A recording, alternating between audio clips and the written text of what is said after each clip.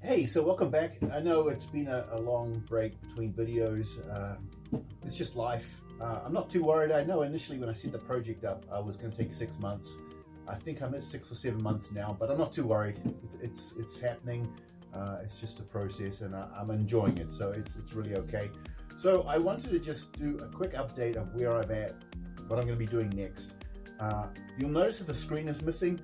Actually had an incident with the screen. For some reason it stopped working.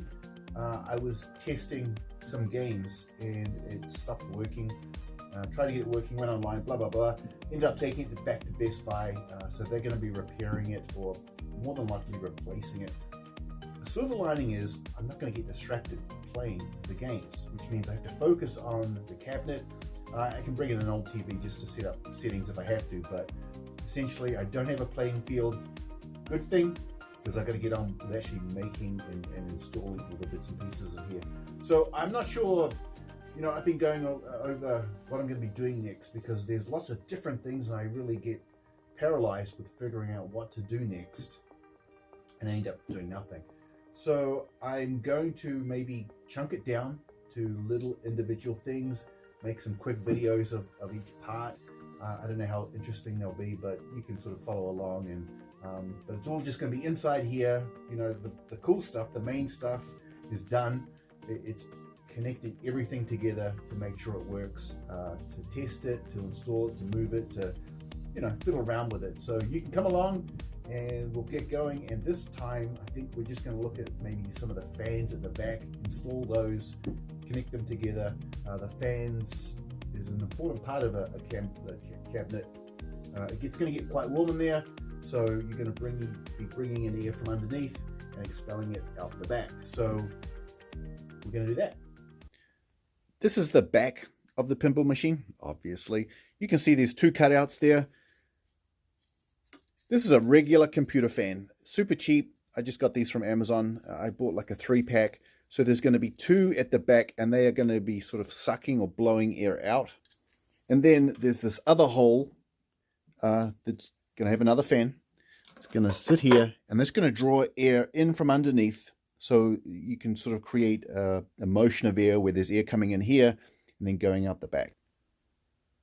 So when it comes to the fans, there's going to be 3 fans. I've got 1, 2, 3. I've just put that up there. They're all going to be wired together in series. What's going to happen is when the computer turns on, whether there's a sort of the power button on the PC, the fans are all going to start working all at the same time, all 3 of them. So the process is just to wire them all together. There are connectors that you can buy to connect it together, but they cost money, and I'm just going to cut them and I'm just going to solder them together just to join them together. And so, as I said, when the computer turns on, they actually all instantly start moving. All right, so all fans are piggybacked. I've got the blue wire, which is positive or plus 12, and then you've got the white, which is common or 0. It only works one way. The power's got to go on that side. If I flop them over, they wouldn't work. And so we are going to turn the power on. Cool and breezy, cool and breezy. So I know that, they're not huge. I can stick my finger in. Ow! No, just kidding. So they're not too dangerous. You can see that this one has got the logo up and I can feel the air. So it's coming this way. Nice and quiet. Do you feel that?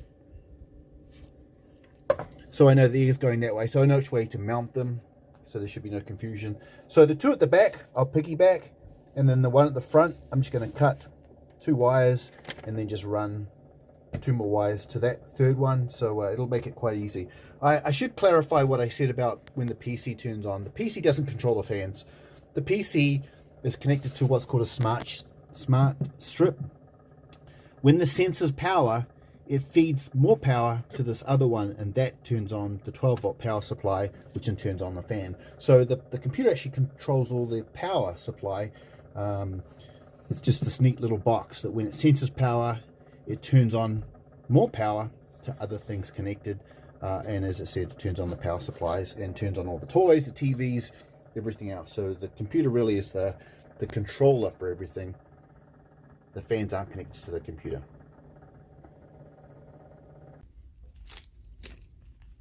So I wanted to show you the screws and bolts that I'm using for the fans, because they're a bit unusual.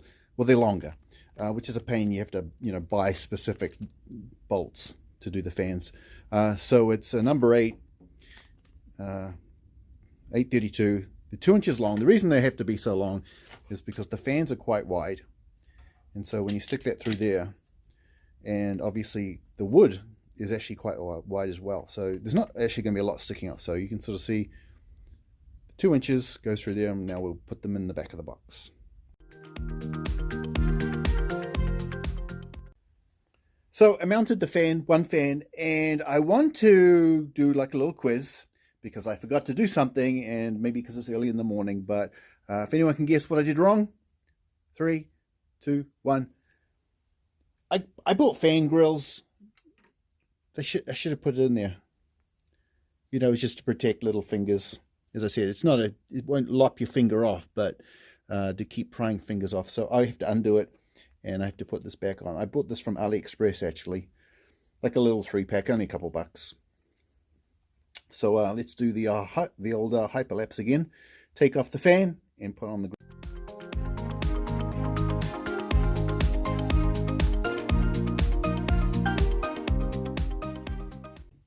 So both fans and both grills have been installed in the back.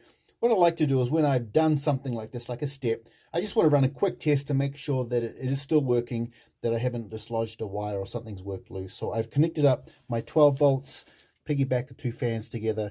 So when this turns on, they both work. You'll notice that there's wires. I've connected the 2 fans together, piggybacking them. I'm going to temporarily secure wires. I will come back and tidy everything up, but just during this sort of the install, it'll look like a rat's nest. But one of the final processes is cable management, is to sort of tidy, secure things up, secure them to the back, wrap them up with cable ties. But for right now, I might just use insulation tape just to wrap it around and to connect things up. So the last one is to do the last fan. And as I mentioned, I actually have to cut in here to extend this from the front to the back of the cabinet. I'm trying to figure out whether I should cut it now and do the soldering now, or install the fan and do it over here. So I will think about that. So what we're going to do right now is I have to extend this by about 32 inches. I measured it. It's always obviously better to go too much wire than too short, or else I'm going to have to redo this again. So I want to quickly talk about wire. Obviously color management is a big deal. So what I'm going to do is, you can see I've got different wires here. In the project, anything that has yellow is going to be 12 volt. Anything that you see is red, it's going to be 5 volt. Black's always common, or 0 volts, or minus 24. There's a number of different terms. It gets confusing. And then blue, I think, is 6.3 volts, which does some specific light bulbs within the box. So I'm going to be using yellow and black. I'm going to be cutting this. I have to make sure that pin number 1, which receives the 12 volt, stays the same. So this outside one here, or number 1, is going to be joined with the yellow, and the other wire is going to be with black. So I don't know. Yeah, so I'm going to chop this off.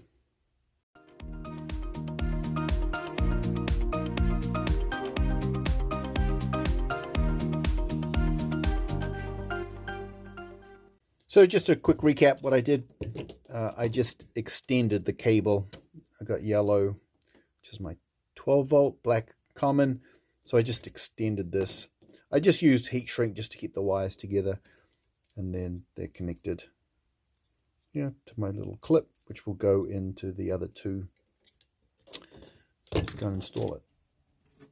So I've got the 3rd fan here. I remembered I had to cut this. When the cabinet came, the 2 holes at the back were already cut out with holes for the screws. So I actually have to drill some holes. So I'm going to do that right now. Okay, so the 3rd fan is in. I have a confession. I tested it. It didn't work. I know. I don't know what I did wrong. but I crossed the wires between the yellow and the black, which is, I was trying to be so careful, and it was, yep. So I fixed that. I took it back out. I had to resolder it. So I've got the all three piggybacked, plugged into my 12-volt power supply, and they all turn on, which is a good thing. So this one draws air in, so sort of you can feel the air coming in, and at the back, the warm air is being sucked out.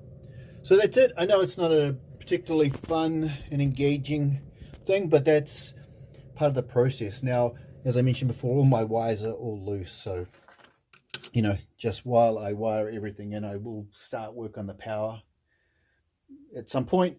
But the fans are in. I want to get them in because they're at the back. I want to get them just out of the way, so I don't need to worry about it. So that's good.